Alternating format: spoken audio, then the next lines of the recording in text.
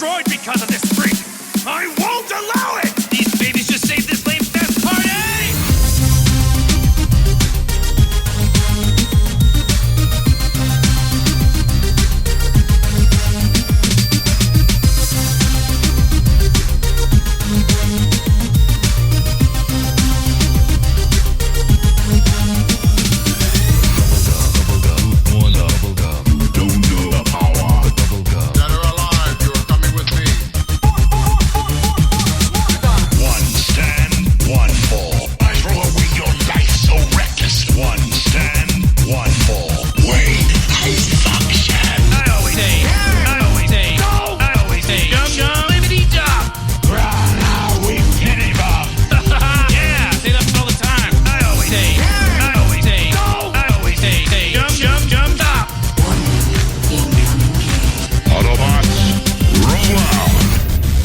What's going on? You are listening to TWIG, otherwise known as the flagship of stupidity. I'm, of course, Mike the Birdman Dub, but I'm not alone as we trek into the final regular show of 2019 as we proceed into the cyberpunk future of 2020 when we come back second week of January with regular scheduled content. There will still be a few specials sprinkled in throughout the rest of the month, including a holiday Christmas commentary I've been wanting to do for years, just haven't got around to it yet. But I'm joined with my esteemed co-host. Me. That's right, Alex. You! So yes, guys, as you may have guessed, I wasn't on last week's show. And for those of you who follow my Twitter and Facebook, which is at BirdmanDodd, I guess I'm going to start things off on a rather serious note before we get into the show I was planning on doing 2 weeks ago. Okay, so as I mentioned back in September, very briefly, my father-in-law, Dave Henry, had been diagnosed with a form of cancer. And I really didn't kind of go into too much details. I just said that he was sick. And unfortunately, in the last week of November, he went into the hospital with shortness of breath, and we weren't quite sure how things were going to end up. We were hoping he would come home. So what happened over the course of the last 2 weeks was unfortunately not the outcome we had hoped for. He had been diagnosed with pancreatic cancer this summer, and the cancer had spread to other parts in his body. So unfortunately, he didn't get a chance to come home, and he passed away last Tuesday evening, surrounded by friends and family, thankfully. And the last week or so has been dealing with the celebration of life, which happened this past Saturday. And a big thank you to everybody who came out to that. This thing was attended by close to 300 people from all the communities surrounding Dundalk, where Dave had raised his family, his daughter Kara, my wife Blair, and his wife Marie. And it was astounding to see the outpouring of community support that had come out to say goodbye to Dave. And even some members of the Twig family managed to come up and pay their respects. I know Dave Double D Dennis did manage to come up after attending school. AJ the St. Bernard came up, and it was definitely welcome. And I didn't get a chance to see Dave, but I did get a chance to see AJ. He spent some time with me because I couldn't go to the celebration of life due to accessibility issues, wheelchairs and elevators. It was a whole complicated mess of things, but I did manage to have a eulogy written for the occasion, and Blair read it in front of the couple of hundred people there, and she managed to hold her composure, though she almost cried. I know Mom cried when it was read, but people had a few laughs. There was a line about there how Dave used to call me, "Hey there, you fat fuck," although we did have to change that in the final version, mostly due to playing to the room, so to speak. And it was a good time. I mean, I've had a few cries about this because when I look back upon it, Dave was a wonderful father-in-law, and he was very much a father figure that I had in my life for 12 years when I started dating Blair back in 2007. And we always got along. We'd have, at the most, a minor disagreement here and there. One of the things that was brought back to me from the celebration of life is I got one of Dad's old hockey jerseys, because one of the first things I did with Blair, I think in 2008, I went to a hockey tournament with them in Niagara Falls, and watching old people play hockey sounds boring until there's a bench clearing brawl, which is kind of fun. So I got the hockey jersey that he wore during that particular tournament. We also got an old baseball jersey as well. We're going to get them both shadow boxed and hang in our home at some point. But yeah, it was really good. It was really, really, really touching, and it hasn't been quite the same, and I didn't think it would hit me as hard as it did, because as you, the listeners, know, this past September, I lost my own father, John. He passed away at the age of 93 or 94, I believe. And Dave he passed away at the age of 69. But he did have a wonderful 41-year marriage to my mother-in-law, Marie. He's raised two wonderful daughters, Kara and Blair.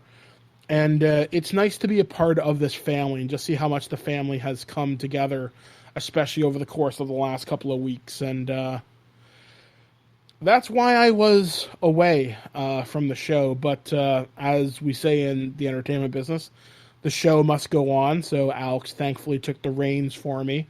Otherwise, I would have been here last week. And yeah, so we are dedicating today's show and probably the rest of the month, all things considered, to the memory of David Melville Henry. He was a great guy. I'm honored to have been a part of his family, and thank you for being the man that I needed in my life at the right time. As Blair said to me in a conversation this past week, I was a man in college, but Dave made me grow up in a lot of ways. So I'm thankful for his influence. I'm going to miss him immensely, and I guess as Forrest Gump might say, that's all I got to say about that. So now let's get back to the regularly scheduled stupidity that is TWIG. And as we often start things off, we usually talk about what we've been doing. And over this past week or so, kind of taking my mind off things, I've been playing a lot of video games, and some of them better than others, some a little bit more. Some of them I didn't quite know what to expect. I started playing the new Terminator game that came out on Xbox One, PS4, and PC by Reef Entertainment.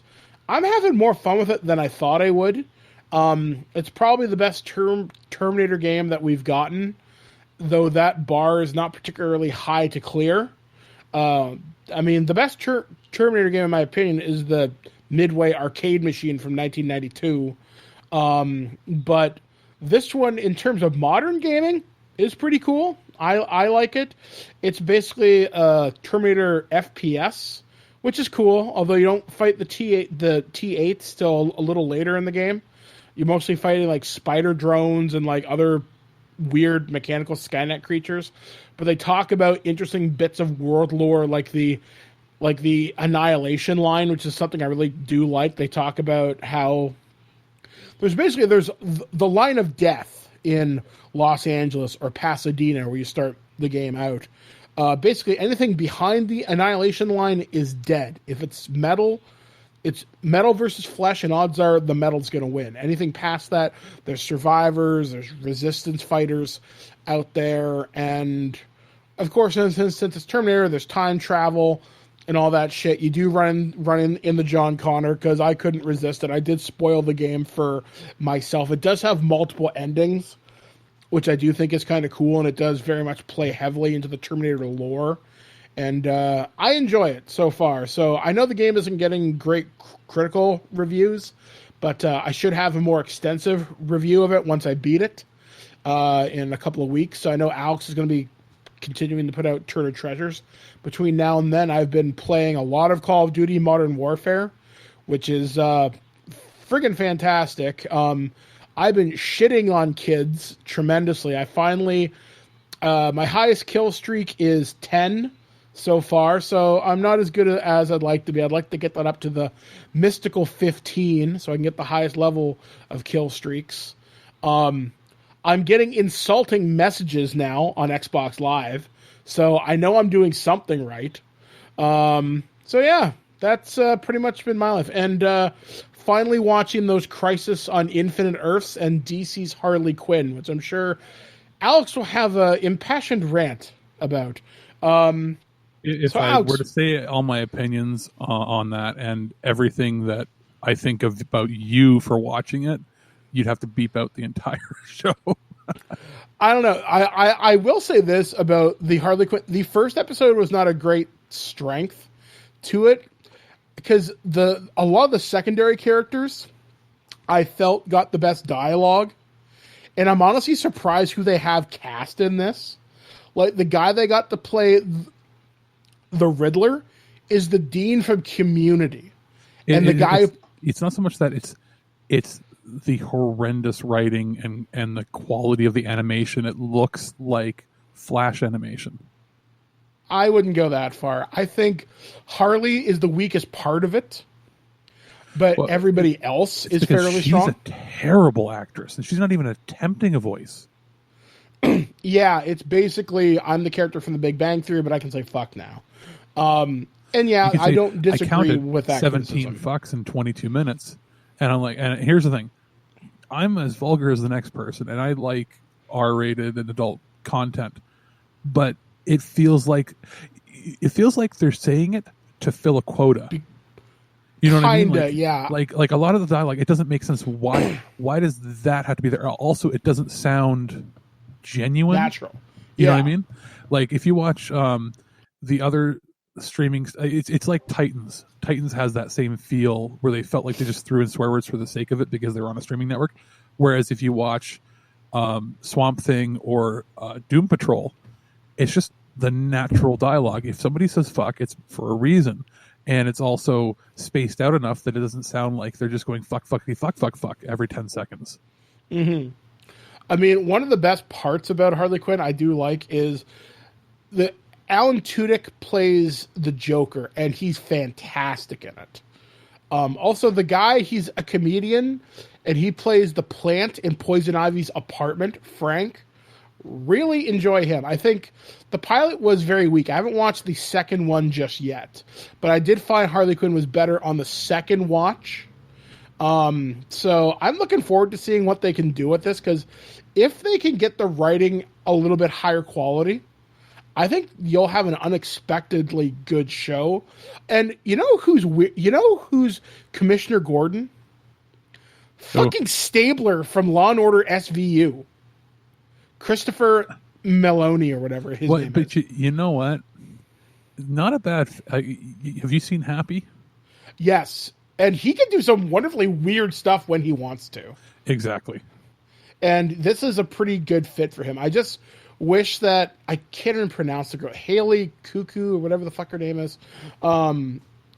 Big Bang Theory. I wish she'd put a little bit more effort into it, because everybody around her carries the show, and she's the weakest part in it, which is unfortunate. Because someone said on Facebook, DC wants Harley to be their version of Deadpool, but Deadpool works because he knows he's stupid. Harley, it always seemed like a different beast to me, and part of the reason Deadpool works now is because you always picture Ryan Reynolds behind it. He is Deadpool. Factor. Exactly. She has no charisma. She's just saying her lines. And, but that's how she was on the show. To like Big Bang, she was the weakest link of the entire show, and that show went downhill real fast after like season 1 or 2. I would argue she had her moments, but they were so few and far between. She's a very paint by numbers actress, and she's honestly not that talented.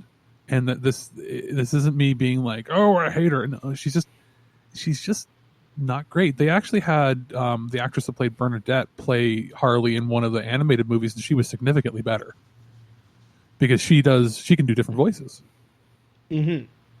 This is just literally it's Penny as it's like she's cosplaying. You know what I mean? Like it's and she's cosplaying and saying fuck, and she's emphasizing the swear words more than she should be. You know what I mean? Like her inflections are like fuck, and then the rest of the dialogue's boring. And it's like, why? You're just happy you're allowed to swear, so you're just saying it like that. Like it sounds like they have very poor voice direction. Yeah, so I kind of wonder if the show will improve. I know the next episode, I haven't watched it yet, has Kite Man in it, and that alone gets my attention. The fact that they're willing to pull weird cards out of the DC roster. Yeah, and this has already been. It was picked up for 2 seasons, like originally anyway. Like they gave it a 26 episode order, so each season's getting initially. So and then they split it into 2 seasons. And that's because they have legal commitments. The network has to be up for 3 years, and this is starting in year 2. And the talk is that the DC Universe network is going to be completely scrapped after year 3 and merged in with HBO, which is really like DC isn't, unless they were going to make like 10 shows a year, there really wasn't any point of having their own streaming network. It's just because they could, I guess. It's because they heard that Disney was making one, and then they just got there first. Because on the streaming network, the DC Universe app, it's still only stereo, and stereo and maximum 720p. If you want to watch it like internationally, when it's on other services, you can get surround sound 4K. But on their actual app, it still doesn't work. Whereas the HBO one does. So I get the feeling that they just rushed the technology. So that's why a lot of the shows that are out now on there, they've been renewed for one more season, and they're either going to get canceled or folded into HBO. Yeah, I guess we're just going to have to kind of wait and see. So, which is fine. But yeah, what have I been doing? Yes, very, very quickly so we can get into the show. I have been traveling around, visiting family, doing stuff. With all this that was going on with you guys, I was sort of trying to just... how I cope with these sorts of things going on in life is I'll end up getting heavily into one thing and binging. So I just like, let's pick a TV show and binge that I haven't seen before. So I watched 2.5 seasons, basically everything that's aired so far of SWAT on CBS, which has what's his name, Shamar Moore from who's actually been, I believe, in some of the DC movies as some of the characters. I think so too. Yeah, and it's basically a reimagining of the 1970s SWAT TV show and the Samuel L. Jackson, LL Cool J SWAT TV show or movie from like 2004, 2003, I think. Yeah, it's basically that, but it's actually really well done. It's not like a traditional cop show; it's an action show. So it's all about like breaching, and it's like very realistic with the weapons they use and everything. Pretty cool. So I basically spent like the week last week, which was nerve-wracking for everybody here. I basically watched a whole bunch of that, and then I played some Pokemon, which I've got a review in this week's show, and then I also played some Shenmue, which is cool, and like it's Shenmue. It's actually a lot better than the original trailers made. The original trailers made it look very last gen, but it actually does have a nice increase in quality from the first 2 games. And it basically, you have to have played the first 2 because it takes place directly after the second one that came out, like 15 years ago now? Easily, yeah. But yeah, that's basically been what I've been up to. And then now, and also watching, movies for review that came in, which we still got more, which is why we're going to be doing more our Turtle Treasures as it comes, because we're probably still going to be receiving things for review during our hiatus, because that's just how things work. And we don't want to start up in January and then be like, hi, here's 30 reviews. Yeah, exactly. Sort of keep this review train running. While we won't be having, like you said, the regular news and everything, we are still, as reviews come in, as units come in, you'll be reviewing them, taking your time to do that. And we'll be releasing Turtle Treasures and compilations and so on and so forth over the next 2 weeks. So while the regular show's on hiatus, we're still going to have content. Good stuff. All right, guys. So in this edition of the final edition of the TWIG regular show this week, this month, 2019, either way, we're going to have reviews for the amazing Mr. Blunden Pokemon Sword on the Nintendo Switch. And we're also have a Vinegar Syndrome Bonanza, where Alex decides to kind of condense a bunch of Vinegar Syndrome reviews into a rapid-fire series so you can make decisions before the holidays come up, which also our holiday gift guide will be going live tomorrow, if I'm not mistaken. So be sure to be tomorrow, or depending on when this comes out, it'll be out by Thursday of this week. Yes. Either way, it'll be out by the 12th. That's how we always do it every year. Yes, because then you get your 12 days of Christmas. Exactly. So make sure you are locked here, as always, to ThisWeekInGeek.net. And let's take a listen to the amazing Mr. Blunden right here on ThisWeekInGeek.net. Our friends at Second Sight Films sent over a review copy of The Amazing Mr. Blunden, which is getting a limited edition Blu-ray release. It should be out this week as of this recording, and it is a classic sort of family horror adventure sort of hybrid movie that I had never even heard of before receiving this review copy. And in watching it, I'm kind of surprised because it would have been something that was up my alley as a kid. Regardless of plot, it's actually pretty good for being an older picture. It deals with a family that is contacted by the titular Mr. Blunden, and they go to work for a sort of weird, derelict old building, and through a set of circumstances they meet some ghosts and are transported back in time, and they have to sort of solve a 100-year-old mystery. It's pretty cool and unique in the storytelling for a family picture. Now, I don't want to get into the plot too much, simply because this is it's a pretty good movie overall, and has a pretty good twist and turns, especially for the whole family. Now, video-wise, there is a brand new scan and restoration, and this picture looks like it was filmed yesterday. That's how well it's been put together.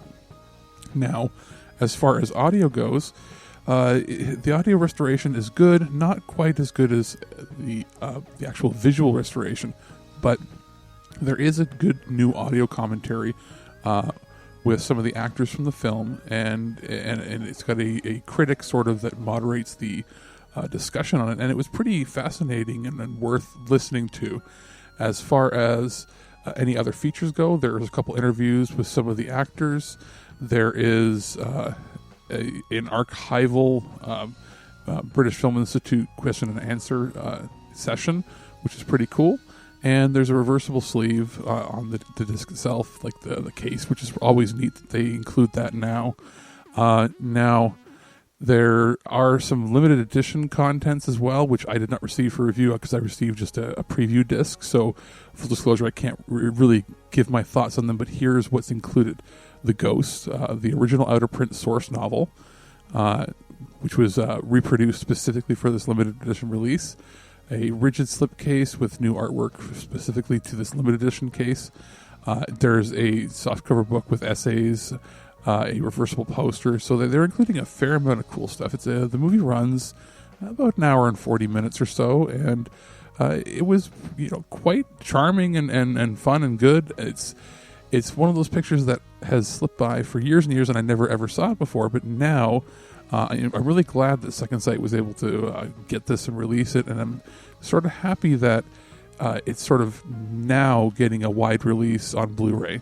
And if you're into everything I said sort of above when it comes to the family horror sort of classic retro picture, this is one to check out.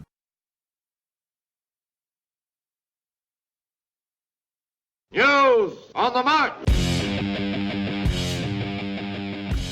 And we are here to deliver one of the final news shows of 2019. I'm, of course, Mike the Birdman Dodd, joined with Alex the producer. So let's dive into the news that happened this past week or so on planet Earth. And we're going to start things off kind of sad, as, hey, that seems to be a running theme for this show. We're going to talk about a pretty big death in the entertainment world.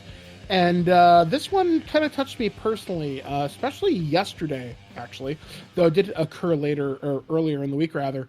And that's Carol Spinney, and that's a name you probably don't know, but you know who this person played. They are Big Bird's alter ego on Sesame Street. He also happened to play Oscar the Grouch as well, and he'd been playing this role since like Sesame Street's inception. He only retired back in 2017, I think. From episode 1 in 1969 or 68 all the way up. Official retirement was in 2018. Okay. Stepped away from I was doing a little research. Stepped away from the role 2017 as a regular puppeteer, just for retirement. But there had been somebody else doing it, but he had done the voice now and then, especially for things that were, when they do like little animated segments and stuff. Was still doing the voice for that. Final official episode was, I believe, either the first or last episode. I can't find the date right now, of the 50th season in 2018. So it would have been 1968, I guess, when Sesame Street started. Did basically the 50th anniversary special, then stepped down just to retire, just because, person was in his 80s. But the real reason was had been suffering from dystonia. Yeah, which is basically it's not just muscle spasms. It's where the bones and skeletal structure you start to basically twist up. It's like, for lack of a better term, it makes your joints and arms and legs and everything twist into ways that you can't control. Which, to be honest, the person was in his 80s. First of all, which, health things are going to happen. But when you think about 50 years of being a puppeteer, having to contort your body in certain ways, it couldn't have been helping doing that for that long.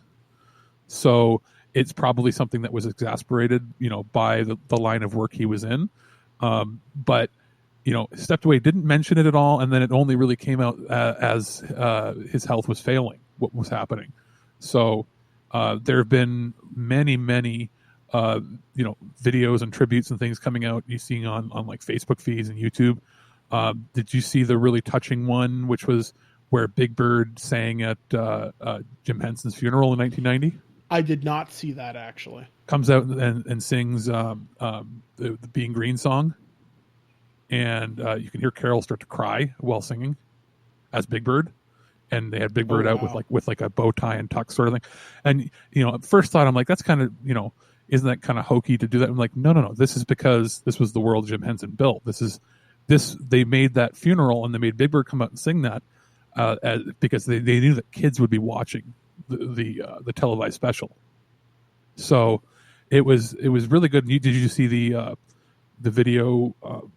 I think it's probably the most famous episode of Sesame Street, which was Goodbye, Mr. Hooper. I was actually just going to talk about that. So, obviously I've been a fan of Big Bird my entire life. In fact, one of my earliest childhood toys was a Big Bird Sesame Street record player. It came in this big yellow case and it would play records, obviously, and it was really cool. But I didn't see the Mr. Cooper, or the Mr. Hooper? Yeah, I didn't see Mr. Hooper's death clip until I was well into college.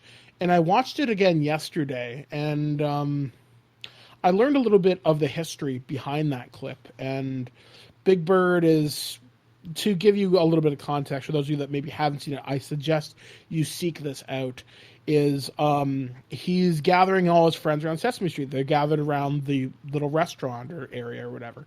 And Big Bird is passing out pictures. And he's like, oh, I actually drew these for you. I want you all to keep them. And turns out Carol Spinney actually did draw those for people on the cast. So he's passing out pictures, and he gets to Mr. Hooper's. And he's like, oh, I can't wait to give this to Mr. Hooper. And one of the cast members says, Big Bird, you can't. He's not coming back. And he's like, well, what do you mean? And they say it very matter-of-factly, he's dead. And he's like, well, what does that mean? It means he's gone somewhere where, wow, I'm actually starting to kind of break up at this. He's gone where we can't go. And he's like, what do you mean? He's like, he's gone. And Big Bird's like, why? And another person says, just because. And the other cast members start to break character. Like, they're starting to cry. And I found out while they were filming this scene, they did it in one take because they couldn't do it again. Because all those emotions are very, very genuine in that scene. And as they're kind of playing it out, they're trying to explain death to Big Bird. And Big Bird kind of has a moment of denial. It's like, well, who's going to make my birdseed sundaes? Who's going to look after the store? Who's going to tuck me in at night? And all of them come together. And he's like, Mr. Hooper left the store to me. I'll look after it. I'll make your birdseed sundaes. And then, holy shit, I didn't expect that. One of them says, we'll look after each other. And then he says, I'm really going to miss him. So the scene plays on for a few more minutes. And then the scene cuts away. And they're together and they see a baby. And Big Bird's like, oh, wow, a baby. And he says something along the lines of, you know what's great about babies? One day they're not there, and one day they are. And it kind of explains the circle of life, such as it is. And that didn't talk down to kids. That explained the circle of life, death, rebirth, depending on how you want to look at it. And it touched something very, very powerful. And how that scene didn't win an Emmy or something is beyond me. In watching it, I did. Sorry, I'm crying. It's all good. It's a very profoundly moving for a show built for children the ages of 2 to 6 or 7. It's pretty profound and what they were able to touch. Say what you will about Sesame Street in the last 10, 15, 20 years, being sort of that it's hopped around from network to network and now it's on HBO. But back in the day when it was on PBS and local channels, they were putting a surprising amount of effort into developing episodes that were built for children based on psychology. That episode itself, they spent hours researching with child psychologists. They even consorted with different priests, as well. Like they went to multiple religions. Like they, would discuss it with rabbis and imams and basically all the major religions. They took advice from all of them on how do you want to discuss this topic with it being universal, so that it wasn't catering to a specific religion, as well as child psychologists, teachers, and even like councils of parents. They took everything into accord. They're like, how can we present this in a way that children will understand, won't be scared of, parents won't be mad at, and children will understand? And it might be one of the most impressive pieces of television ever put together, especially for young people, because it was used for years and years later as a template for other shows and even teaching tools. Like schools and preschools would use it to discuss these things. And it was a way that could be discussed to kids that sometimes a parent, a parent might not have the right words to say, but they could watch it with their kid. Let's say grandma or grandpa passed away, or even a dog or a cat or something. They could watch that, record it or watch that tape with their kids and then use that as a discussion point. So you could jump off from there. And if you had a specific belief system that was different, you could use that as your template to go off of and then cater it to your specific beliefs and religion. And it's profound considering that that one, I believe that aired in like 1982 or 83, something like that. Yeah. So, the show had been on for quite some time at that point, and they were adamant that they weren't going to just replace the actor with a different actor, because that's how it was done before. They wanted the show to be as living and real as possible, and it's better than saying, oh, he's retired or he's gone on vacation. It was, no, he has died. And it's in your life, children, you might have, you might be going to the corner store and, the gentle, man or woman that works behind the counter that's always friendly with you, they might be gone one day. And then this is a real topic that your parents would have to talk about with you. And They did quite a good job, and watching it now holds up better than probably anything else I can think of in recent memory that a show has tackled that with, especially for somebody under the age of 6 or 7. Mm-hmm. And just the fact that it can affect someone like myself who's almost 40 years old, and that clip is almost as old as I am. That really says something. That's the power of performance and just the genuality of what those people were able to portray, and they never shied away from it, and that's something important. To move on to our next story, and it's kind of a side note, and it's not meant to be out of disrespect, but to follow the unfortunate report of someone dying. Odo from Star Trek passed away. I believe he was 85, or he was 80 something as well, I believe. People may know him from the television show Benson, which I'm not terribly familiar with, but he was Constable Odo on Star Trek for a number of years, Star Trek Deep Space Nine. He was also the Chef Louis from Disney's The Little Mermaid, which I didn't know. He's done a lot of voice work, which I had no idea about. And that was quite the shock, because I don't know, it's he was weird. a lot older than I expected. He was 79. Where probably because of the makeup that he wore as Odo smoothed out his face, it was deceptive. And I had seen episodes of Benson, but I mean, he did a bunch of other stuff too. Probably surprisingly known. I believe he plays the chef in The Little Mermaid. Yeah, and then recent audiences, he's appeared and had appeared as guest stars on shows as recent as this past year or so. But where his other big stint outside of Star Trek that people would know him for was probably on Boston Legal, playing one of the lawyers that worked with Shatner on pretty much, I think, almost all 5 of the seasons. So, which if you haven't seen Boston Legal, it's basically Star Trek the legal show, because there's like 5 or 6 people from Star Trek on there. But he was deceptive because his voice, as he got older, never really aged. He always sounded the same. Mm-hmm. Yeah, and he had such a commanding voice, such a commanding presence on screen, but it never took away from those around him. You knew he was there, and that was fantastic. Another member of the Star Trek family passed away, and this one totally by surprise. This was like 2 in one day. And that was Marina Sirtis' husband passed away in his sleep. I think he was fairly young too. Marina Sirtis had made a comment about it on Twitter yesterday saying, "Hey guys, my husband has just passed. I'm going to be away for a while." And it was just delivered in a very classy way. And because fandom is fandom, there's a service where you can basically pay someone to give you like a voicemail greeting or whatever. And she's like, "Hey, those are going to be on hold for a little while till I feel like myself again. Just please understand." And as far as I can tell, a lot of people were super supportive of her, because that's a hell of a blow.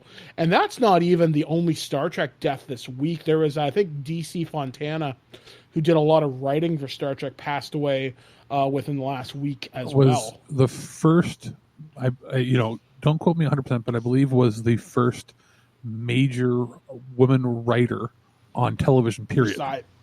No, in television even. The fact that it was a head writer on, even wrote episodes of the reason she went by DC was because she had so much ridicule and discrimination against her being a woman as a writer in the 50s and 60s, that she literally had to go by initials because it sounded more male when she would submit a script. So, basically a pioneer in women's sci-fi and television writing. So, sorry to start the show off so heavy, folks, but it's important, excuse me, to recognize their contributions. Like I said, obviously, Big Bird being a big deal. Also, Odo. I know Marina Sirtis' husband was named Michael. Michael, I can't remember it off the top, man. I don't have it right in front of me. And DC Fontana. And actually, there's a guy on YouTube. I can't remember what his channel's called. I think it's called Pop Arena. And he does an entire episode on Star Trek, the animated series. And I want to say he talks about her extensively on that particular episode. It's really well researched. This guy is criminally undersubscribed. Like, his stuff is really good. Like, they're like basically like little video essays, and he does them mostly about Nickelodeon. He's doing one on Nick at Night right now, and it talks about the history of early TV. I didn't know videotape essentially wasn't invented until like the 1950s, and how they used to broadcast stuff across country. It's really intense. But anyway, moving on to my next story. This one's a little sad too, but I think it's really cool. So according to ABC News, a dying Star Wars fan gets their advanced screening of The Rise of Skywalker. So at a hospice facility in England, they were able to get a special advanced screening of The Rise of Skywalker for one of its patients. The patient, who is choosing to remain anonymous, in fact, the press picture they have has them in the hospital bed in a stormtrooper helmet holding a blaster next to a guy dressed as Mace Windu, Chewbacca, and a couple of original series stormtroopers. So they were able to watch the movie last Friday morning thanks to some behind-the-scenes mountain moving by Disney CEO Bob Iger. He says, "I just want to say the biggest thank you to everyone that has helped to make this happen during what is just a horrible situation to be in. You have to help to make some wonderful memories and bring some joy to my family," the man said in a statement. "I'm a huge Star Wars fan, and what I'm going through is completely dire. Then to top it all, I thought I wasn't going to see the film I've been waiting to see since 1977. I still can't believe it." The hospice released a photo of a man and his son wearing stormtrooper helmets and holding blasters, surrounded by fellow costume Star Wars fans. Let me see. Just trying to think. Oh, there we go.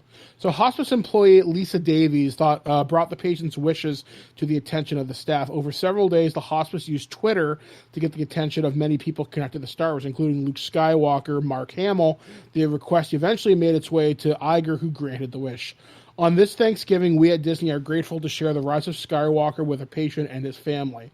So basically, a day later, a very nice man named Jonathan from Disney turned up at our hospice with a laptop that had a very important movie on it. And he has the laptop in just a nondescript bag, so you would never know.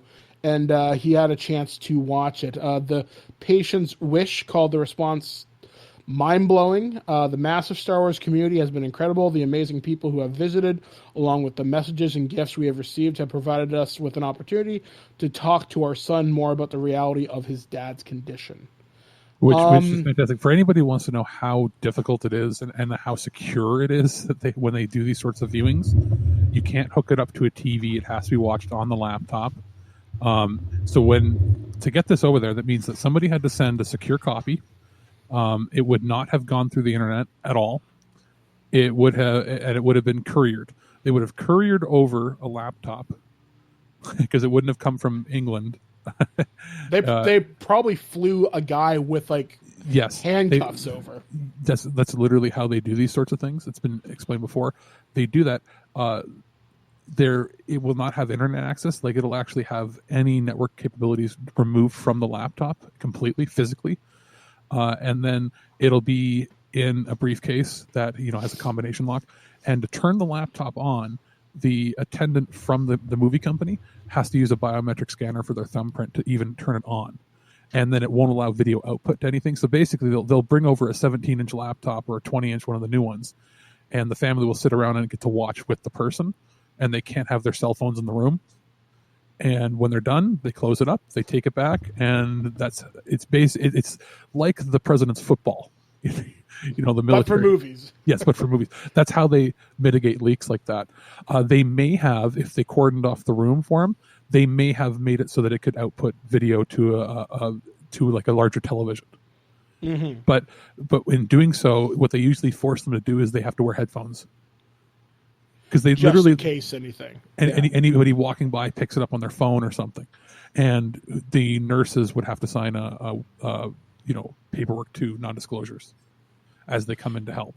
Mm-hmm. So it sounds kind of crazy, but that's how that's how they're willing to do these things, because it's great PR moves for them. It's good for the families and like the Make-A-Wish and the GoFundMe's and all that sort of stuff. But at the same time, they want to be as secure as possible. That otherwise, not that somebody would abuse the system, but some leaks would eventually come out. So that's how they get around it. So it's kind of amazing when they say move mountains. That's what they really mean. Mm-hmm. Yeah, I mean, I'm glad this person got a chance to see The Rise of Skywalker before the rest of us, because this is not the first time I've heard of things like this when it comes to big movies. Although there was a movie made about something similar in the 90s. Fanboys. And there was a joke movie, right? Like it was Shatner was trying to get the plot line was these fanboys want to go they want to steal a print of the Phantom Menace. Episode 1. For their friend who's in hospice care, and the person that leaks them the plans to the Skywalker Ranch is Shatner because he wants to sabotage it. Which, to be honest, it's a pretty funny, stupid movie. Yeah. But the big joke at the end is the friend gets to watch it and then passes away, and they're all walking away, and they're like, "Man, he was so lucky. He gets to see the new Star Wars and how amazing it is." And then it's Phantom Menace. Yeah, and the last line of the movie is the friends are sitting in the theater, and they're all like, "Well, what if it sucks?" And then it cuts to black. And that movie was by Adam Goldberg, friend of the show, the guy who created The Goldbergs and Schooled, which also got picked up for its back 9 order, so it got a full season over at ABC. So good for you. But yeah, so I'm glad this fan got a chance to see it. We all get a chance to see it on December 20th, and I'm looking forward to it. So our next story, not a particularly happy one either, because this company sucks. So TikTok, for you hip kids out there, is an app where you can share little videos, stuff like that. And if you're like me, you can fill your stream up with monsters and juggalos and circus folk. Yeah, all sorts of strangeness abounds on TikTok. So TikTok admits it has suppressed videos by disabled, queer, or fat creators. So TikTok, a social network video app with more than 1 billion downloads globally, admitted last Tuesday to a set of policies that had suppressed the reach of content created by users assumed to be vulnerable to cyberbullying. As examples of users susceptible to bullying or harassment, the policy listed people with facial disfigurement, autism, Down syndrome, and disabled people or people with facial problems such as birthmarks, slight squint, etc. The admission came after the German site, I can't even begin to pronounce this, had reported that TikTok asked moderators to watch 15-second videos and decide if the creator looked like the type of person others might want to bully. If so, moderators were instructed to add flags to the account of these vulnerable users, and in quotation marks. These flags would stop their videos from being shown to audiences outside their home countries, and in some cases would even prevent their videos from appearing in other users' feeds.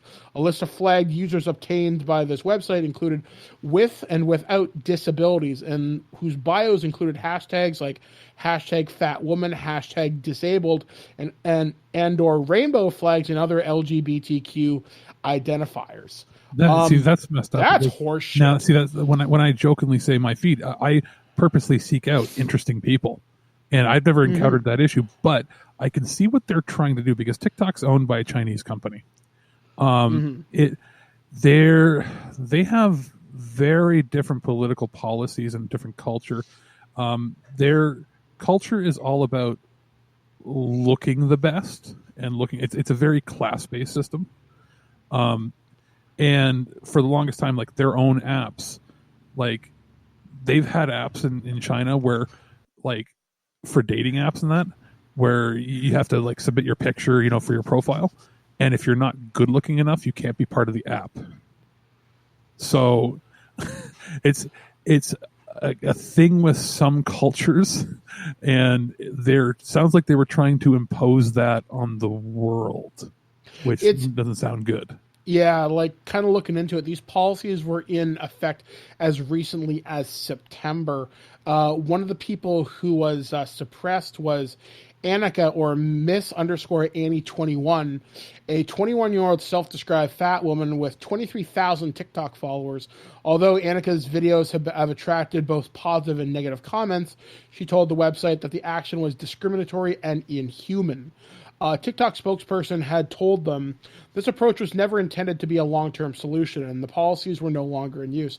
TikTok also said while the intention was good, the approach was wrong, and we have long since changed the earlier policy in favor of more nuanced anti-bullying policies and in-app protections. That sounds more like the Chinese overlords wanted them to do one thing and they got caught. Yeah, I mean, it's kind of ridiculous considering how many people, like, suppressing such a weird selection of people, and it's kind of not unlike how YouTube suppresses LGBTQ content as well. For you, YouTube's one is a weird case, and it's because with them being a publicly traded company, they seem to be afraid of lobby groups. Is the big thing for them. That's not so much what TikTok's about. TikTok is more, and not TikTok, like just a lot of the Chinese-run companies in general. They are, it's a superstitious thing, but they're also about, and I'm going to say in quotes, they don't want to promote undesirables. Is how they've put it before. Like there's a specific ideal that they want people to aspire to, and they still frown upon that. Like the anti-bullying and all that sort of stuff is a very Western culture thing. It doesn't really exist over in the East. It's a very class-based, very perfection-based system. So, and that's all in the eye of the beholder. So the problem is when they try to launch an app globally, and then they still want to impose their own policies on it. It's like, yeah, I don't get it, and fuck TikTok and go to hell. To be honest, I looked. It didn't affect my stream at all, like my feeds or anything, because it depends. Like if you like a specific thing of somebody, I like all kinds of videos, so from all types, big and small, everybody. So I think where you probably would have found it affecting people more is somebody who just signed up for an account and just wants random stuff put in their feed. But the more things you like and the more things you follow, it tries to find you similar things. That's how the algorithm always worked. So I think what it was doing was it was making it harder to initially discover people. But once you like 3 or 4 people of the same type, let's say, like when I say mine was full of juggalos, some of those videos are hilarious, where it'll be like people showing off their juggalo tattoos, like whoop whoop. and I just laugh because a lot of them make really funny videos. And I noticed that I was getting more and more of the same type.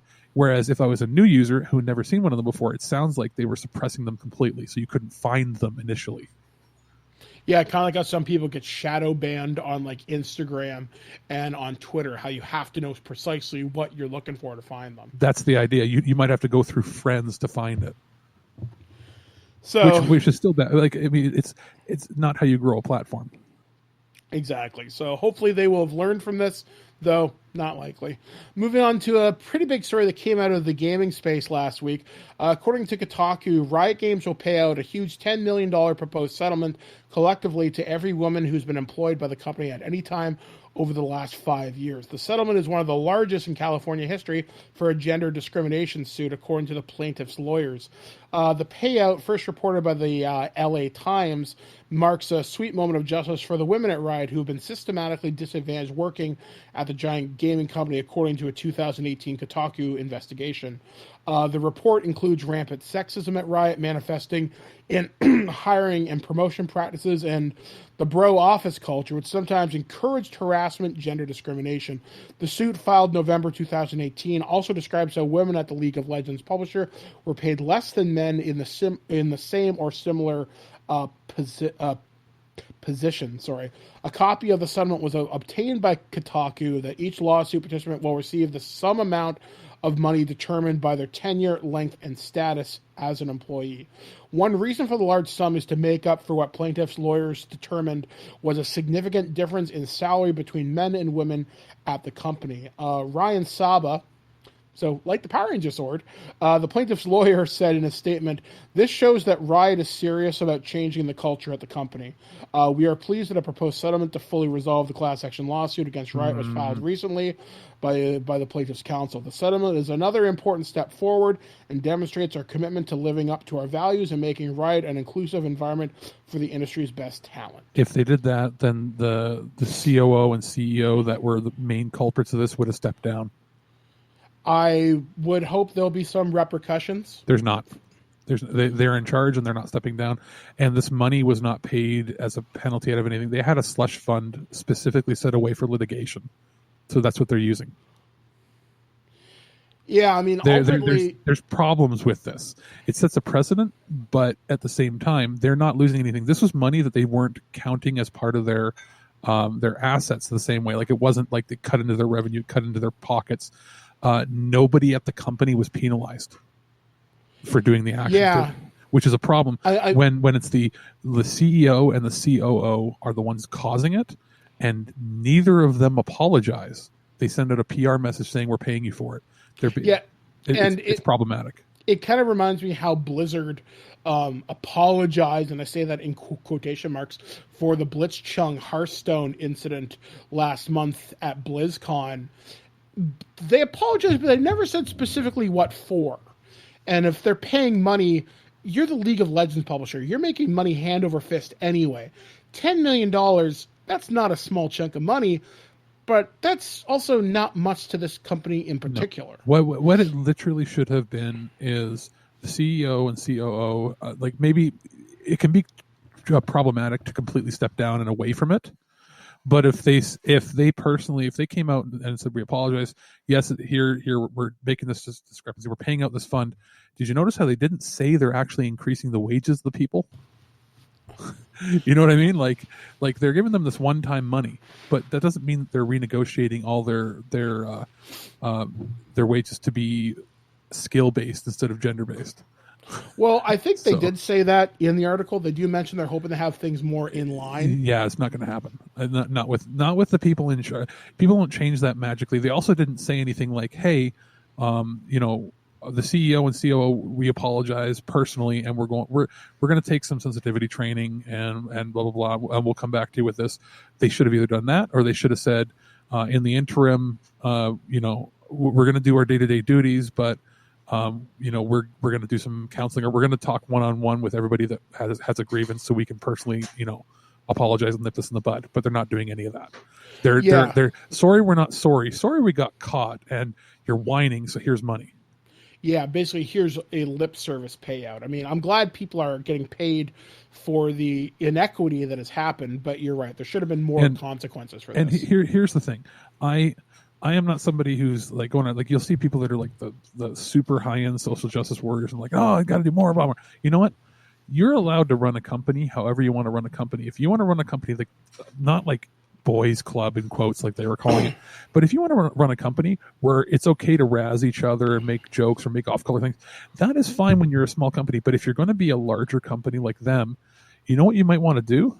You might want to make that part of, you say our culture is that of, we get the work done, we have fun while we're doing it, and sometimes we'll go off color and go like this. If you make it out in the open when somebody gets hired and it's in writing, like, our corporate culture is that we have a clubhouse and it's like we like to be mischievous and joking and blah blah blah.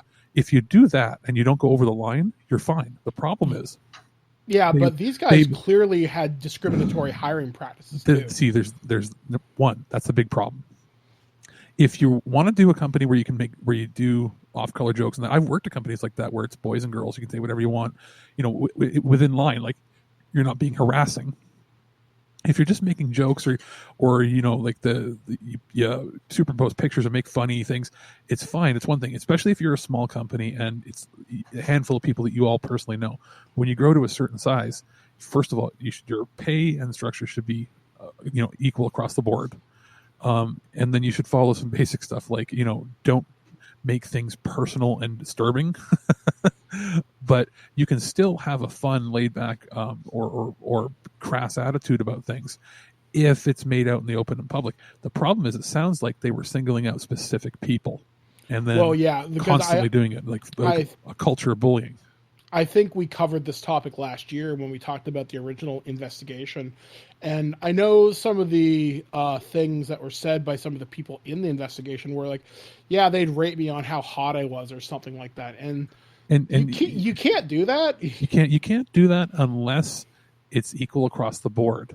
Like if you... that shouldn't matter. Honestly. No. Like, you shouldn't do that, period. No. You know what I'm saying? Like, especially when it sounds like they're doing it for like secret groups and having chats about it. Like that's BS. Like if you're doing joking things, for instance, like one of my workplaces previously did a rate my man bun thing, and it was all the guys that were, because it was all like new hippie sort of dudes, and they were rating them based on the hotness of their man bun. And and then you like superimpose their face with like ridiculous hair and stuff, and that's funny. It just depends if it's out in the open and it's everybody's included, and it's not being done in a creepy way. It's fine, but it sounds like they were doing stuff like you would do if it was just you and your 5 friends joking around and you started a company together, but then they ran like 400 people. Yeah, basically, don't run your business.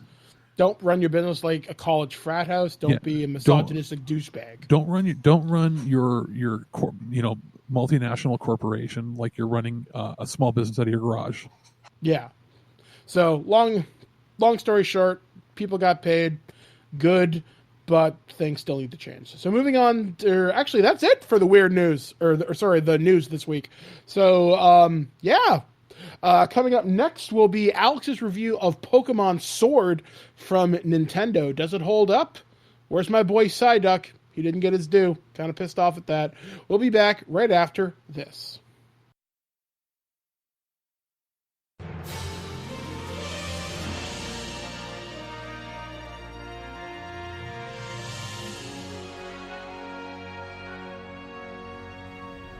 Just wanted to give my quick thoughts on the new Pokemon Sword game, the new generation. It's been quite some time, and I mean since probably Gold and Silver, that I put an extensive amount of effort into playing and beating anything in the Pokemon series.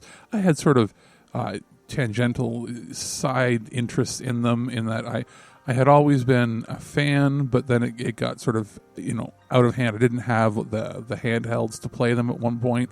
And then I thought, it's a little too daunting. Where do I step in? And Nintendo offered a review copy of this for me to check out. It did come in fairly close, just at the wire after the release. So that's why this review is coming out a little later. So we're not going to get into necessarily everything plot-wise with the game, because a lot of other reviews are out on that. I will say this.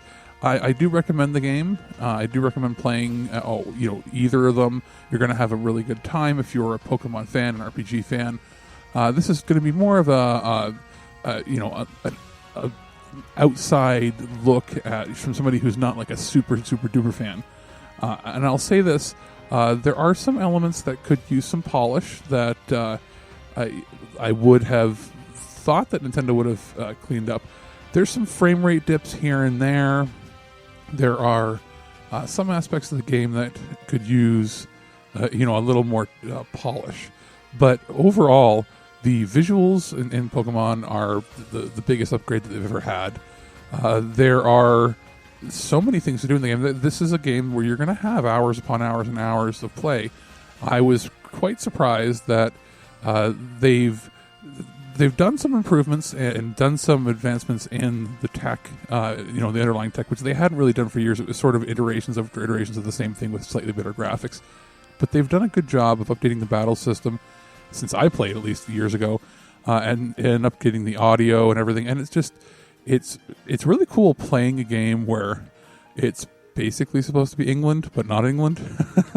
And it's overall... it's just a really, really nice experience. I'm, probably going to be playing this over and over and over again, and I might do another playthrough on it just for fun, which is something I haven't done with a Pokemon title actually since the original Pokemon Blue that I owned. So it's there's not much more I can say. It's Pokemon, and it's very well handled. There's updates. Like, this is one advantage of the Switch, is any little gripes that people have on it can be addressed a lot better than in previous generations. I know the 3DS had internet and everything on it, but with the Switch, it's readily available and easier to make patches for it. So if there's any glitches here and there, like there was that glitch that was erasing save files, which, oof, that was one reason why I sort of held off from reviewing it initially. Well, they patched that and it works fine now, so it's nice that they're going to be updating it regularly, so that there's going to be little tweaks here and there to balance things as well as fix any bugs. So right now, if you were to go out and buy it, let's say for Christmas, you kind of know if you're going to get it or not. It's something that is going to be constantly living and updated, and it's really well made. So I'm going to be playing Pokemon. I know Birdman has his own copy that he purchased, so we're probably going to be trading, fighting, having fun. I'm just very, very happy that Nintendo has finally gone and brought a massive upgrade in visuals and style to Pokemon that it was sorely needing in the last probably 10 years or so. So, I don't know which one you can pick. Take your choice. Sword, Shield, they're going to be roughly the same with your different Pokemon styles. So I have a feeling more people are probably playing Sword because they think swords are cool. So, if you go out there and buy Shield, you know that our Birdmans and I have our handles online. So, connect to us with friend codes, and maybe we'll see each other out there. What makes you qualified to be a reporter? I'm willing to violate anyone's privacy for my personal gain and then claim with a straight face that the public has a right to know. By the hand of Zeus, what manner of deviltry is this? I love fake alien poop day. And now it's time to talk about the final round of weird, fucked up, strange things that happened on this planet this past week. It is the final weird news of 2019. So, I think, Alex, did we talk about the newspaper that had the typo with Santa, aka Satan? And it happened in Canada? I think we talked about it in person, but I don't think we talked about it. Okay. I think I gathered the story when I was away last week. So for those of you that are just playing catch up right now, so a couple weeks ago, a newspaper in British Columbia, Canada, had printed, you can go to the Santa Claus parade, you can get hot cocoa and meet the elves, and you can get pictures with Satan. Well, this newspaper, the Comox Valley Record, said the typo had generated international attention. It was even featured on several late-night television shows, such as Late Night with Seth Meyers. Even the New York Post weighed in on it, calling it the typo from hell. Well, the Santa Claus parade happened, and, there was a Facebook album called When Satan Came to Town, and Michelle Hamilton featured a litany of photos of a local man dressed up as a festive Satan, seen with his tongue out in the majority of the images. The man dons a pointed red hat with horns and a crimson suit under a white fur coat. He also has furry gloves with claws on his fingertips. His skin is painted blood red. His eyes have large black circles painted around. He looks like Darth Maul meets Santa Claus. The Satan man was seen in a number of photos, including holding a sign that reads, "Hell froze over, so I moved to Comox Valley." A couple of other satanic-inspired costumes were also seen at the parade, and numerous people took the opportunity to snap selfies with the other men in red. This makes me happy. And I'm honestly surprised this hasn't happened a lot sooner, considering how close Santa and Satan are in terms of their composition as words. I mean, would the closest thing be Santa Claus in Futurama? Being an evil robot? Something similar. Actually, the first time I actually made the Santa-Satan connection was a skit on Saturday Night Live when Dana Carvey portrayed his character of the church lady. And he was like, Santa? Satan? Coincidence? And that's where I kind of put those two and two together. But yeah, the guy dressed as Santa Satan looks like Darth Maul. So it's kind of funny. So yeah, that's most certainly a thing. So the next weird story that I have, this one comes out of Japan. And as they say on Hollywood Babylon, what the fuck, Japan? So the headline reads as follows. Mayonnaise man believed to have returned to his uniform ruining ways in Hokkaido. On the morning of October 11th in Etsubu City, Hokkaido, a young woman was on her way to high school and dressed in uniform when she was approached by a 39-year-old man. The man suddenly spit salad dressing onto the girl's outfit, soiling it. The victim reported her assault to the police, who were able eventually to track down and arrest the suspect, partly thanks to DNA evidence present in the splatter of dressing. The man is said to have committed the crime, telling them, I thought I would find a high school girl and dirty her uniform before going to work. Although this has not been confirmed, the suspect in custody shares the name Toshiro Fusawawa, and with that of notorious Mayonnaise Man, a then 32-year-old Sapporo man who terrorized schoolgirls by splattering them with mayo in 12 different reported incidents in 2012. It's bad but funny. It's weird. Considering both incidents happened in the neighboring Hokkaido cities, both perps have the same name and age and gave the same motive of simply wanting to make uniforms dirty.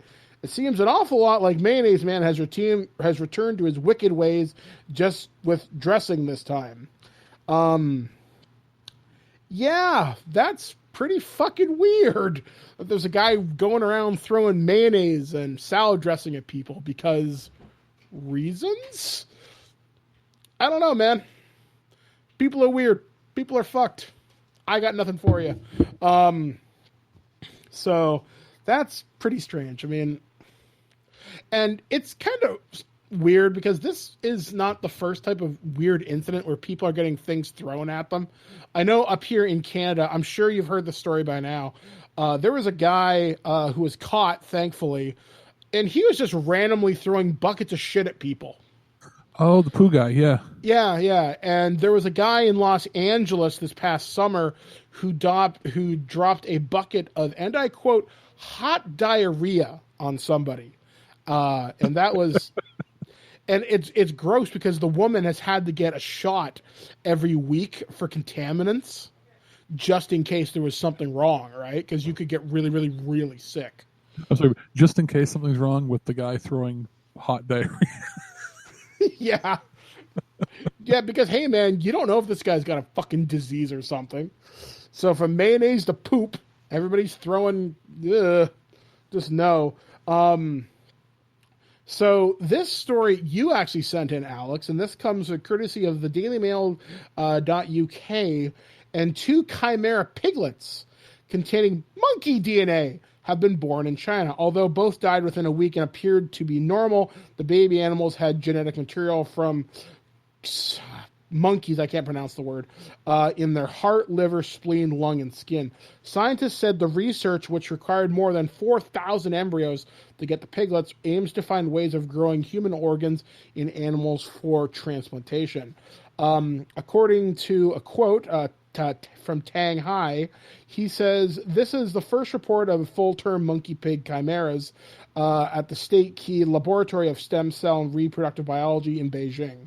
The 5-day-old piglet embryos had monkey stem cells injected into them that had been adjusted to produce a fluorescent protein, allowing researchers to find out where the cells ended up. The scientists had said it was unclear why the 2 chimera piglets died, but as 8 other normal piglets that were implanted also died, they think this is a problem that the IFS process rather than chimeraism. Despite the research, some members of the scientific community have warned against creating chimera due to ethical concerns. Neuroscientist Douglas Munns, or Morons, I don't know, at Queen's University in Kingston, Canada, said research projects like this just really ethically scares the hell out of me. For us to start to manipulate life functions in this kind of way without fully knowing how to turn it off or stop it if something goes really awry really scares me. However, China shows no sign of stopping after proposing in July to create monkeys with partially humanly derived brains in order to better study diseases like Alzheimer's. And Yale University stem cell expert Alejandro de Los Angeles has written that the search for a better animal model to stimulate human diseases has been the holy grail of biomedical research for decades. Realizing the promise of human-monkey chimera research in an ethically and scientifically appropriate manner will require a coordinated approach, he had said. The human-pig hybrid embryo was created in January 2017, which I'm pretty sure we did talk about on this show, at the Salk Institute in San Diego, but died 28 days later. It is hoped the research could offer an alternative to organ donation. Around 3 people a day die in the UK, according to the National Healthcare System, and 12 in the US because replacement organs cannot be found. Ethically, I can see problems with this. I mean, I think the intentions are good, but I can see a lot of problems with this too. And this is kind of veering into the weird realm of sci-fi, because Alex, you and I both like things like Shadowrun and Cyberpunk, and they talk about stuff being grown in vats, and we're going to give you a new heart, here's a new liver, and you ever wonder where that stuff comes from, so to speak? To me, my first thought was, ooh, great, monkey cops, eventually. But then my thought was, this is how we get conned. Yeah, this can only lead down a really weird path. And I remember talking about this when you first joined the show, when it was you, me, and Tristan. And I'm like, do you not see this as the path to supervillainy at some point? Something really fucking weird's going to happen with one of these guys, and they're going to create something really fucking strange. So I'm a little bit, I don't know how I feel about this. So good for the research moving forward, but I don't know, man. Pretty fucking strange. So our last story of the year, and this is exciting because this guy lives in Ohio, and he sparks panic, and 40 homes are evacuated after phoning 911 to say he had been burned by a homemade nuclear reactor in his garage. A man was said to be building a quantum physics generator in his garage. A bomb squad, arson investigators, and medics rushed to the area in Columbus, Ohio. The man will undergo mental health checks after police found no hazard. So around 40 homes in Ohio had to be evacuated after a man called 911 claiming he had sustained radio frequency burns while building a small homemade nuclear reactor inside his garage. The man, who's in his late 20s, early 30s, said to have been building a quantum physics generator in his garage and referenced alpha waves and a particle accelerator in his call last night. The evacuation order was issued for several streets in the northwest Columbus as a bomb squad, arson investigators, and medics rushed to the potentially radioactive scene. Authorities said homes were evacuated out of an abundance of caution. They do not believe the man who is trying to make anything that would do anybody any harm. He will undergo a mental health examination and may face charges of inducing a panic after authorities found there was no hazard. Yeah, that's pretty fucking weird. Because you can buy radioactive material, not enough to do anything significant with, but you can if you know where to look. But why? Plus, particle accelerators require an unbelievable amount of power. And, unless you work at fucking CERN in where's CERN, Alex? In Switzerland or something? You caught me off guard. It's either Sweden or Switzerland, one of the two. Yeah, somewhere over there, somewhere in Europe. And I'm pretty sure this guy doesn't have miles of property where he can build one of these things. And this isn't the first time I've reported on story like that. I remember people said, "Oh yeah, I'm building something nuclear in my garage." No, especially post 9/11, you don't say those words. Otherwise, you're just seen as before that, you were just seen as a crackpot. Now you're oh, nuclear terrorist? Maybe. So, it is what it is. And that's what I have for the weird stories this week. Any response to Nuclear Man here? All I can think of is Back to the Future. They wanted me to build them a bomb, but I gave them something made out of was it used pinball machine parts? Oh my God! They found me. The Libyans. I'll draw their fire. I watched it last night, or no, 2 nights ago, and because watched the Blu-ray copy, and I could not stop laughing. Like, wow! As a kid, there was a lot of things I didn't get about that movie. One of them being, first of all, incredibly insensitive made up language that the Libyans use. Yeah. It's basically like it's full on like Burka Durka Muhammad Jihad, like full like on South Park or whatever. Yeah, South Park or but it's like blah, blah, blah, blah. It's just made up, but it's hilarious because I mean it was not meant to be taken serious. But and then they pull out the rocket launcher that looks like a Nerf gun. That's all I can think of is like, this guy, he says this is what was happening, but how do we know he wasn't trying to make his own flux capacitor? That's true. We don't know the other side of the Back to the Future thing. Because I was going to say Rick and Morty initially, but it can't be Rick and Morty because we all know Rick would have already gotten out of there first before anybody knew it happened. So this is Doc Brown. This is full on like he like found you know what he probably tried to do. He was trying to build a flux capacitor or a Mr. Fusion, and because he saw the Cybertruck from Tesla, and he's like, "That'll be the next." Hey, I'll tell you this right now: if they make another Back to the Future, it won't be a DeLorean; it'll be a Tesla truck, guaranteed. Oh yeah, it'll be something weird like that.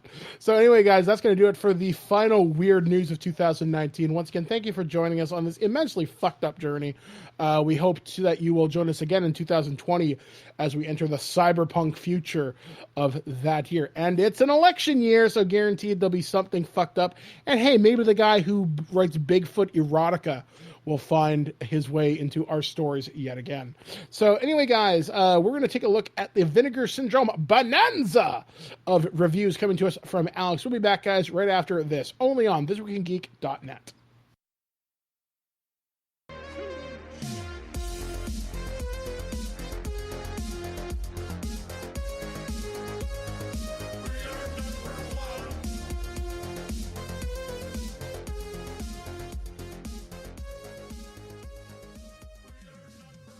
Just want to talk briefly about 4 releases from Vinegar Syndrome that were sent over that you can pick up for Christmas that are all not going to break the bank and all going to sort of fill the horror, sci-fi, weird 80s retro nostalgia kicks that you might have if you want to get stocking stuffers or a bunch of gifts for people. We have Satan's Slave, Lust in the Dust, Bloody New Year, as well as Night Beast. So just going to briefly touch upon each of them. Night Beast was probably the one that I enjoyed the most, or maybe second most, because these all are good for different reasons. But Night Beast here's the basic plot. A creature from outer space lands in a small town and starts killing people. Yay. Now, the Blu-ray is, for all of these, they include a DVD and a Blu-ray, reversible artwork, which is great and pretty standard across the board now for most Vinegar Syndrome releases. It also, for Night Beast, it is full screen because it's the original, intended aspect ratio. So it will, I guess, look a little bit like watching a VHS, but a VHS at super, super high resolution.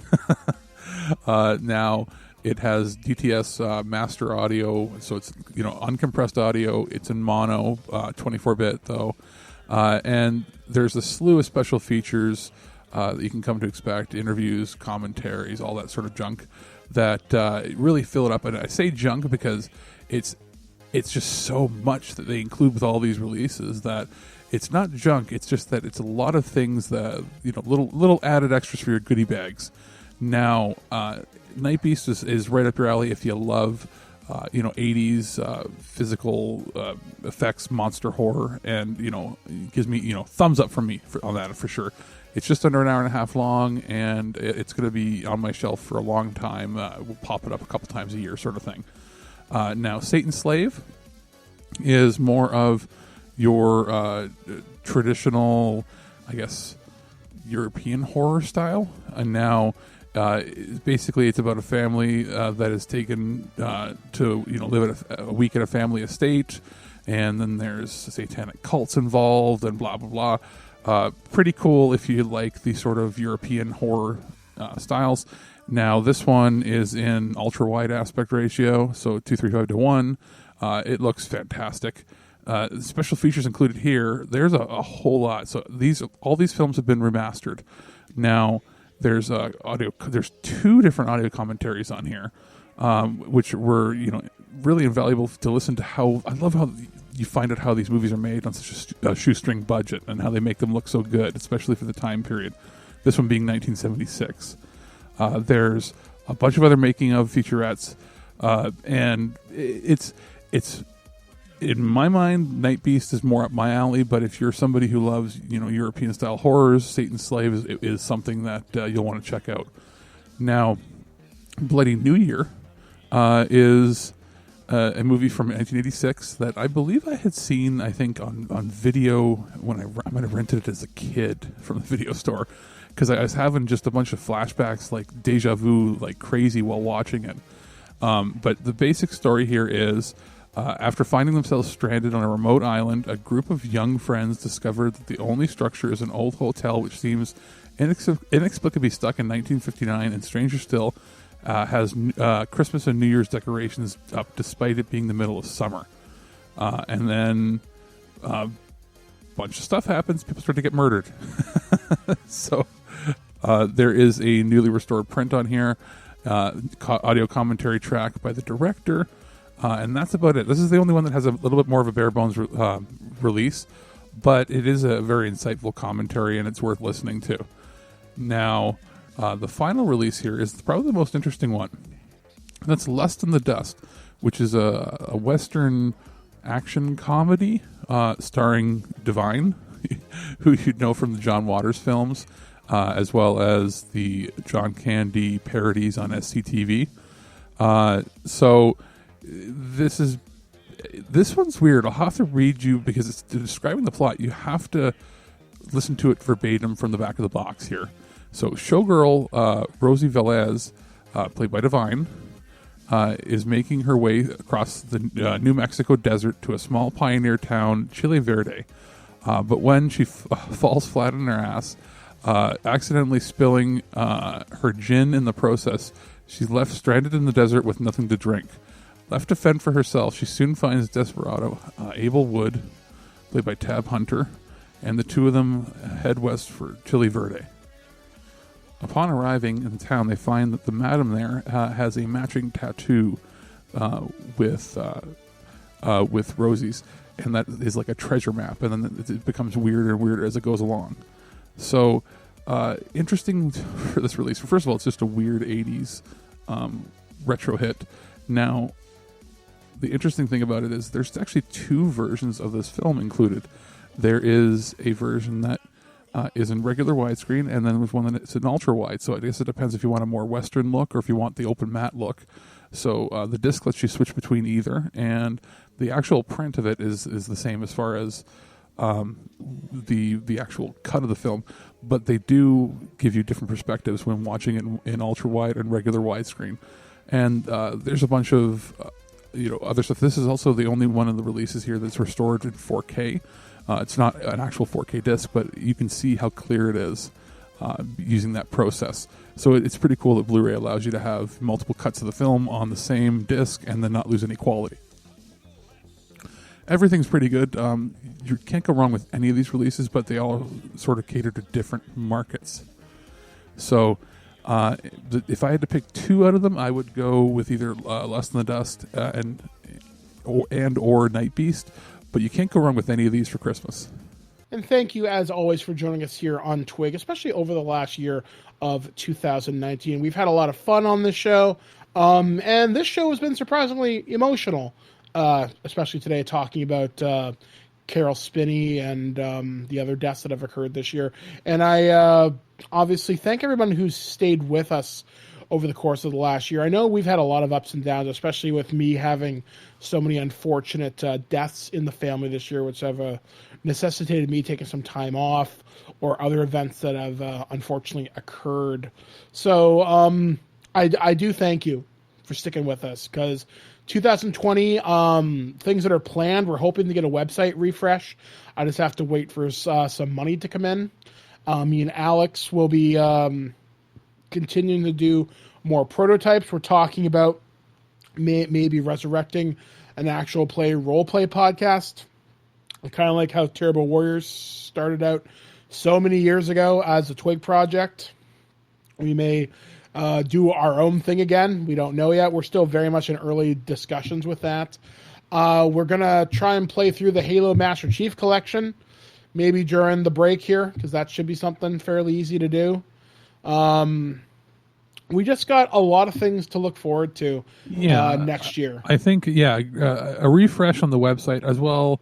We've talked about it almost like 2 years now. What we've got to do is get some of like personal branding a little different, like having new avatars and logos and stuff done to give us a bit of a refresh on like not just the site design maybe, but also like our personal gamer tags and that sort of stuff. Like you've got your Psyduck, but maybe a new Psyduck or something. And I need to have something done for myself just to sort of give ourselves a fun little, new edge. And that's something to do in the new year, like you said, as well. We'll be going into year 13 or is it year 13 of Twig? Yeah, year 13. And I guess 3 years with me.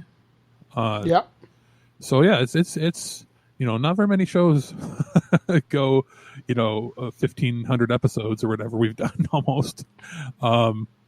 Now, that stuff it'll be slowly rolled out. So it's one of those things where we're talking about it now, but we don't know exactly when it will hit, but it will hit eventually. You said doing more shows and stuff on our own. We might start to do things where we have like differentiating like the feeds a little bit. So because the way we manage stuff now. It's a lot easier than having to do everything. The old way that you guys did everything for years and years was you put every show into one feed, which it can be cool, but it can also be daunting. And the reason for that was it was so much more work to have separate feeds for everything. Now everything can be managed from one central place with all the podcasting managing tools out there. So if somebody wants to just get, let's say all the tabletop stuff, we could have a feed just for that then it's still syndicated as part of the main feed. So basically This Week in Geek would still have Prototype, would still have, your botched roll whenever it comes out or the Turd or Treasure. But we'll actually have the ability to have, if you want something like I want just the specific feed on this, you can get specific feeds. So that's probably what we're going to end up doing in the long term, because it helps you grow. Like it's cool to have a all encompassing feed, but there are some, sometimes people want to cut through and just get specific stuff, especially if you wanted to binge, a whole bunch of stuff. A la the Cambridge Chronicles, like season 1, where, we had a separate feed for that, and that allowed, somebody to go through all 30 some odd episodes in a row without having to download, stuff that wasn't related to it. So I do like the ability to do that. We're not going to go crazy and have a separate feed for everything we do, but no. If we start doing, more actual plays and that sort of stuff, that would have a place there. But at the same time, if we do an interview with with somebody for, let's say, a game, developer or something, that could be something that could be featured on both. It's like, oh, here's a RPG interview on this feed, and by the way, it's also included as a special on the Twig show, which is cool, and that makes it a lot easier. The idea is make it as easy for everybody listener to consume as they want. Yeah, I mean, the idea is to just make things a little bit easier for you, the listener. So I guess tomorrow on the site we will have our holiday gift guide, or by Thursday at the latest. So you'll have 12 days of Christmas. So regardless, as long as you shop with Amazon Prime, you'll be fine. And you should be able to find everything that we outline in our holiday gift guide. So I hope you guys have a safe and happy holidays 2019. I hope you have a fantastic New Year's. Spend it with your family, and if you don't have family, spend it with your friends. And if you happen to be spending it alone, you can spend it with us. We'll be online.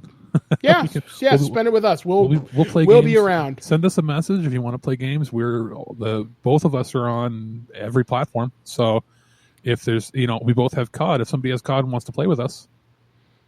Yeah, exactly. Trust me, I will carry you to victory in Hardpoint because I've gotten so annoyingly good at it, I get nasty messages now. So good for me. Anyway, guys, so until next year, we have been Alex. I've been Mike the Birdman Dodd. Say, live free or die hard. And as my friend Jackie Bam Bam might say, be cool, be kind, be careful. We'll catch you guys again next year, right here on ThisWeekInGeek.net. Well, that's our show. All right, here's the deal. Every time you watch my show, I will send you $40. Checks will not be honored. You've been listening to This Week in Geek, your source for guaranteed nonsense or your money back. Tune in next week for more info on the most important things you didn't need to know.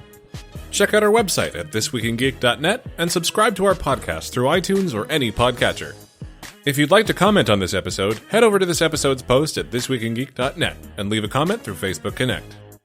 Follow us on Twitter at ThisWeekInGeek.net and follow our Instagram at twig_official_podcast. Social media not your thing? Send us an email at feedback@ThisWeekInGeek.net. We'll see you next time, and remember, Lower your shields and surrender your listenership. Just when you think this show is terrible, something wonderful happens. What? It ends. I have to go.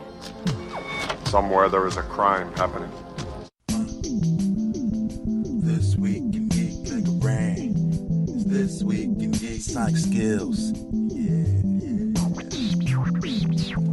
You're now flying with the Birdman. My God, put it on your iPod. You're now flying with the Birdman. My God, put it on your iPod. You're now flying with the Birdman. My God, put it on your iPod. You're now flying with the Birdman. My God, get ready for This Week in Geek. Get comfy, grab a seat, some eats, and it's time to break down This Week in Geek. Curious on what's good? Cool, Michael let you know. Play your game and not stopping until the credits roll. Comic books, DVDs, video games. Rest assured the interwebs will never be the same. Atari to Xbox, multiple guest spots, top 10 hits, and even the best flops. Listen once and you're forever fans. And I'm not saying this because of that one time he featured Mega Ran. Listen every week, every day another treat. Search high and low and you'll never find a better geek. TWIG is taking over. They break the rules, we break controllers. Filled your plate, now it's time to eat it up. The ultimate source on all geek media. Flying with the Birdman. My God, put it on your iPod. You're now flying with the Birdman. My God, put it on your iPod. You're now flying with the